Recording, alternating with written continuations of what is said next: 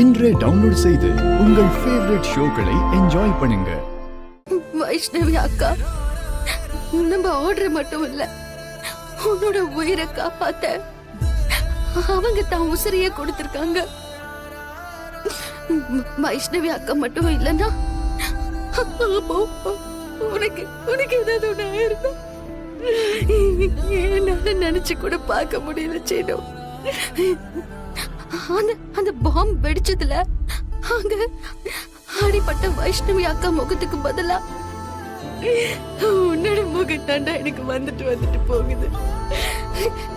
சீனு, உனக்கு மட்டும் ஏதாவது ஒண்ணு ஆயிருந்தா நானும் அதே இடத்துல செத்து போயிருப்பேன்டா.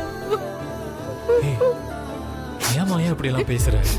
இன்னும் கூட எனக்கு அந்த பதட்டம் போகல சீனு. பாரு, என் உடம்பெல்லாம் இன்னும் கூட நடுங்குது. ஒண்ணு இல்ல மாயா, அந்த பாம்பு வெடிச்சதை நேர்ல பார்த்து நமக்கு தெரிஞ்சவங்க அதுல அடிபட்டு அவங்களோட முகத்தை பார்த்ததுனால ஏற்படுற ஒரு படபடப்பு. இங்க பாரு, அதுல இருந்து வெளியில வராம உனக்குள்ள இருக்கிற பயம் போகவே போகாது மாயா. ஆமா சீனு, நீ சொல்றது சரிதான். பாம்பு வெடிச்சதும் வைஷ்ணவி அக்கா இறந்து போனதும் தான் திரும்ப திரும்ப என் தலைக்குள்ள ஓடிக்கிட்டே இருக்கு. இதுக்கு நடுவுல அந்த இடத்துல நீ தானே இருந்திருக்கணும்.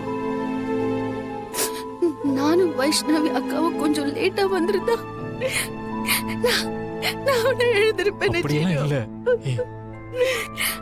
அத நினைக்க நினைக்க மனசு ரொம்ப பெருமையாயிடுது.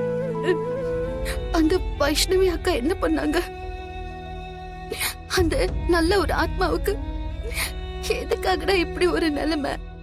நீ யோசிச்சு பாரு, மகாபாரதத்துல கர்ணன் மட்டும் என்ன தப்பு பண்ணாரு? யாருக்கு என்ன கெடுதல் செஞ்சாரு? எல்லாருக்கும் வாரி வாரி எடுத்து கொடுத்தாரு. ஆனா கடைசியில அவரோட நிலைமை என்ன ஆச்சு? அவரோட நண்பனா மனுஷனை ஏத்துக்கிட்ட துரியோதனனுக்காக தான் அவர் இறந்தாரு. அந்த மாதிரிதான் வைஷ்ணவியோட நிலைமையும். அந்த அருந்ததிக்காக உயிரை விட்டுருக்காங்க. சரியா சொன்ன சீனு. என்னதான் அவங்க நம்மள காப்பாத்திருந்தாலும் அருந்ததியோட தலையில பெரிய பாவம் வந்துடக்கூடாதுன்னு வைஷ்ணவி அக்கா துணிஞ்சு உயிரை விட்டுட்டாங்க.